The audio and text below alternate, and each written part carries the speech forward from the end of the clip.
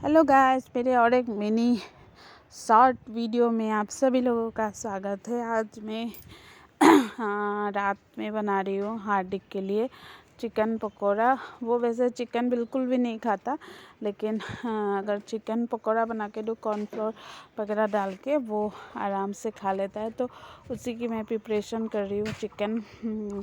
और ये देखिए मैरिनेशन कर दी अदरक लहसुन ये सब डाल के, फिर कॉर्नफ्लोर डाल के ये देखिए मैंने अच्छी तरीके से लो फ्लेम में इसको फ्राई कर रही हूँ। जब चिकन अच्छी तरीके से पक जाएगा तो फ्लेम हाई करके उसको थोड़ा सा कलर और आने तक भूनूंगी और कुरकुरा बना के ये देखिए प्लेट लग चुकी है। इसमें बस थोड़ी सी चटनी डालनी बाकी है।